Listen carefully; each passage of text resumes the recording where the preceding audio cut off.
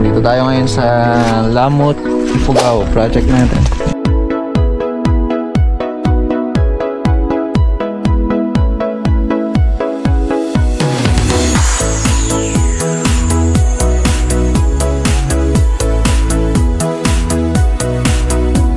Kung napapansin nyo, may mga air vent to, mga kamasta. Ayan, kung saan yung air vent natin na yan, sa lahat ng kantuhan, yan, dapat meron po ito. So bibigyan ko muna kayo ng tip dito bago natin pag-usapan yan. So dito sa may part na to, kung mapapansin nyo, mayroon tayo abang dito para sa hot and cold. Ano nga ba yung mga usually na kailangan natin sa pag-i-install ng ating mga spandrel?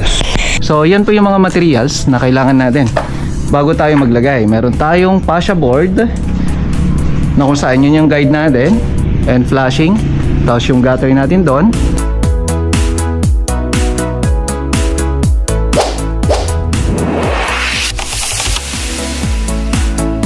Welcome back, panibagong araw.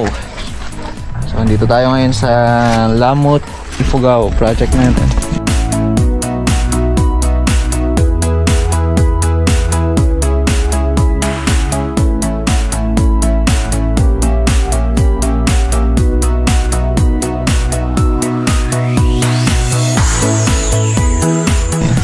Dito na yung mga para sa tiles natin, no?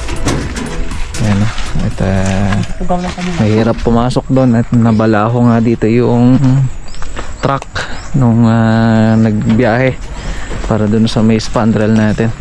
So hindi na natin susubukan na ipasok dahil baka mamaya mabalaho din tayo. Alam niyo naman, mahirap na. Okay. So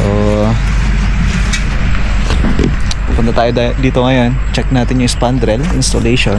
Ito yung tayong layout na rin, no, para sa tiles na para sa TNB.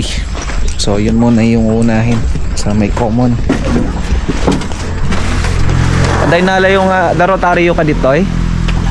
Ayan, para sa niche nya. Okay, so dito na yung mga tiles natin. 30 by 60, tapos tile adhesive natin na ABC. Una na tayo doon, lalakad na tayo kasi baka mamaya mabalaho pa si Raven, hindi tayo makaalis, no? Medyo malayo-layo pa to. So dito buo rin to, halos lahat nalagyan na.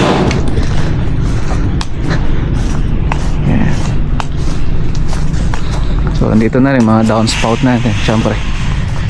So gamit natin dito distress na para sa downspout. Ayan, ayos na, napakaganda, no? Wood grain. So ang sukat nito yung 10 cm. So bagay na bagay para dito sa mga spandrel type na ceiling natin dito. Ayos. Ayan, so halos lahat dito. So kung napapansin nyo, may mga air vent to, mga kamasta. Ayan, kung saan yung air vent natin na yan, sa lahat ng kantuhan, yan, dapat meron po ito. So kung saan makakatulong po ito para ma-prevent natin, o kaya naman makakatulong to para dun sa bubong natin, para hindi kumbaga makulob yung init dun sa loob ng kisame, no?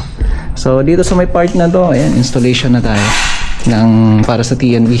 So pag-uusapan natin mamaya kung ano yung mga materials na kailangan natin pagka mag-spandrel tayo. So dito sa may part na to, ayan, so ito yung lalagyan natin ng tiles. So bibigyan ko muna kayo ng tip dito bago natin pag-usapan yan. So dito sa may part na to, kung mapapansin nyo, mayroon tayo abang dito para sa hot and cold. Na usually ang hot natin always nasa left, ang cold natin always nasa right. So yung inlet natin papunta dun sa may heater natin nasa kanan, outlet natin to. Okay, so papunta dito. So yung sukat natin dito 95 cm. So yun yung usually na sukat natin, 95 cm o kaya na 90 cm. So ito from middle to middle nito, dapat yan, ang sukat niyan ay saktong 15 cm. So yung 15 cm na yun, mga kamasa, sakto po yun para dun sa may hot and cold na shower natin. Okay, para sa may bidet, tapos para dun sa may sink natin yan. Okay, ano nga ba yung mga usually na kailangan natin sa pag-i-install ng ating mga spandrel? No, spandrel, okay naman para sa may bulada natin. Ang usually na kailangan natin dito, napaka-importante syempre kung may fascia board na po yan, ay kailangan levelado po lahat yan. Straight to width.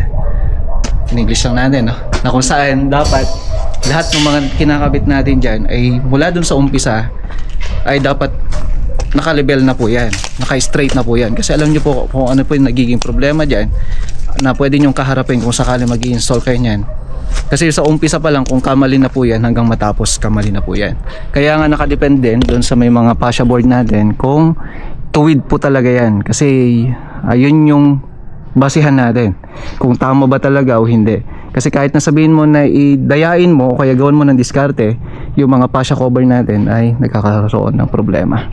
Okay, so sa ngayon, dahil nabanggit ko yung mga materials na yun mga kamusta, meron tayo dito, kung napapansin yan, dito sa may bandang bagsakan ng tubig natin, ang gamit natin dyan ay yung ating gutter. So etong gutter natin dito, box type na uri ng gutter natin. Tapos dito sa may gilid nya ay etong end flashing natin. So bawat end flashing yan, bawat sulok po yan hanggang doon sa may pinakaunahan, end flashing po ang tawag natin doon. So yan po yung mga materials na kailangan natin bago tayo maglagay. Meron tayong fascia board na kung saan yun yung guide natin, end flashing, tapos yung gutter natin doon. Tapos pagdating dito sa may part na to, susunod na yung fascia cover. So yung fascia cover natin na to ay ito yung ginagamit natin dito sa may part na to. Ayan, tingnan natin. Ito, yan yung fascia cover natin. Yung fascia cover natin na yan, dyan na rin natin ikakapit yung ating metal paring, yung ating spandrel. So yung mga spandrel na yan mga kamusta, ang sukat nito 10 cm. So yung 10 cm na yun mga kamusta, ang uri pa nito ay wood accent mga kamusta, no? So yung wood accent na yan, nagre-range siya ng halos na sa 60 per lineal meter, 60 to 65, umabot pa nga po ng 70, depende po sa klase. So depende rin sa thickness. So yung thickness na ginamit namin dito ay 0.4, na kung saan yun naman po yung nandun sa plano natin, o kaya para dun sa may as per contract natin, yun po yung ginamit natin dyan. So ngayon kung napapansin niyo, meron tong parte, nakitang kita pa yung metal frame sa loob. Ayan o, makita nyo yan. So eto kasi, required yan na maglalagay tayo ng metal paring kapag ang sukat ng ating mga bulada ay umaabot ng mga nasa 80 pataas. Sabihin mo 80 to 100 cm. Kahit na maglagay ka lang kahit isang metal paring lang po yan. Metal paring, syempre nakakapit yan dun sa taas o kaya dun sa may mga sa may C4 lens natin, no? Para may mga carrying channel pa ho yan. Yun yung mga ginagawa natin. So sa ngayon kasi halos natapos na lahat. Naglalagay na lang tayo ng side flashing at saka gutter, kaya wala akong maipakita. Pero nakikita naman po dito, pag zoom natin, yung may makintab na part na yon, ayan po yung metal paring po yan. So required po yan kapag umaabot ng 80 to 1 meter. So isang metal paring po yun, pwede nyo na po ikipagitna. Pero kung ang bulada nyo ay umabot ng nasa 120 hanggang 150 cm, maglagay ka na ho ng 2 o kaya 3 metal paring. Kasi malaking bagay po yon na meron tayong metal frame sa gitna, kasi doon natin ikakapit itong spandrel natin. Kasi kapag walang kapit yan sa gitna, possible pag tinusok mo lang yan, butas ka agad. Pero kapag ka nagleles na, pagka nasa 20 cm, mahirap po yun mangyari, no? So alam niyo naman, lalo na kapag ganito na bungalow at saka open part, ito open na open to. Tingnan natin dun sa harapan. Ayan.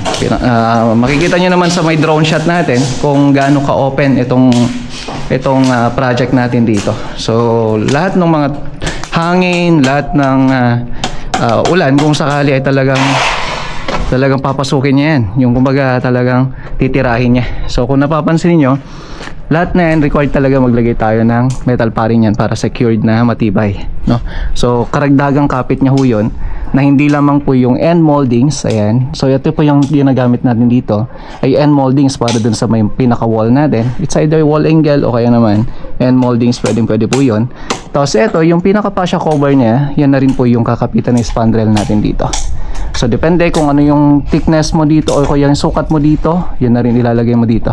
So yan naman, ipapabend mo yan. Depende na lang ho yan kung paano yung diskarte o kaya gusto nyong ilagay na design para dun sa may fascia cover natin. Kasi yan may mga design pa, may mga bended pa o kaya bended na uri ng mga sheets na kung saan pwede nyo buong ipagawa, no?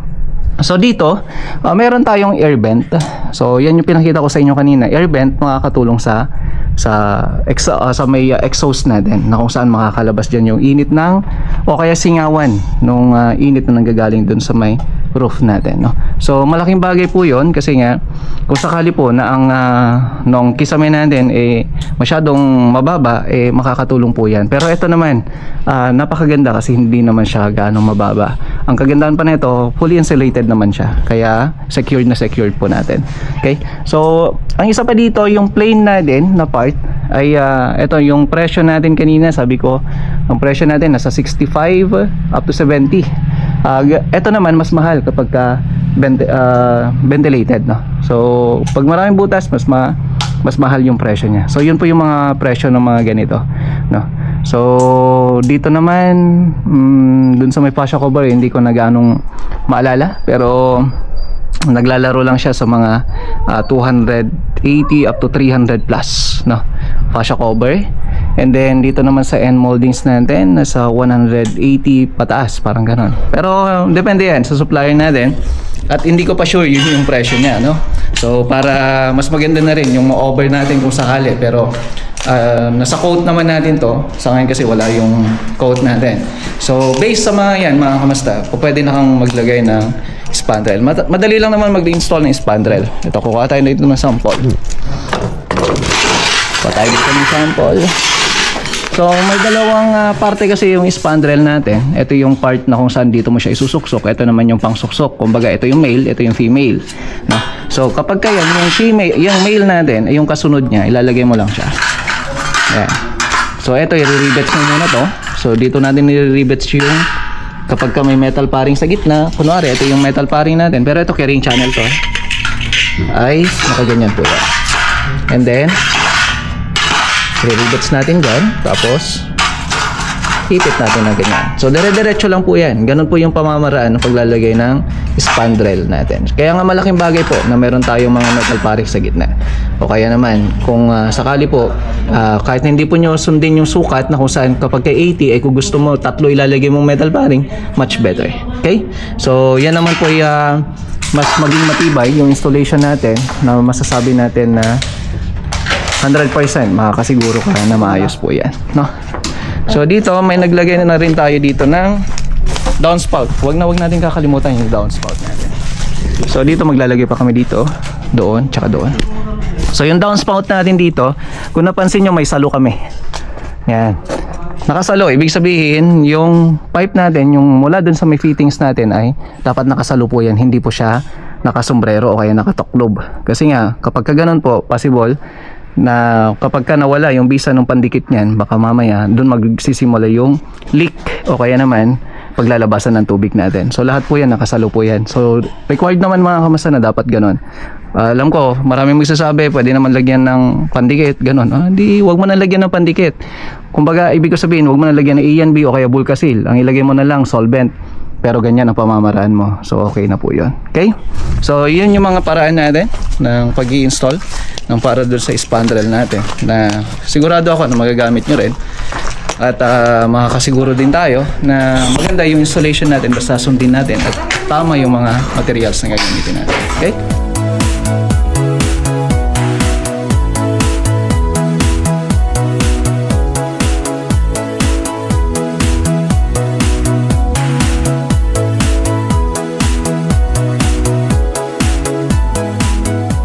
Kain na rin tayo, napabili na tayo ng ulam at kakain tayo.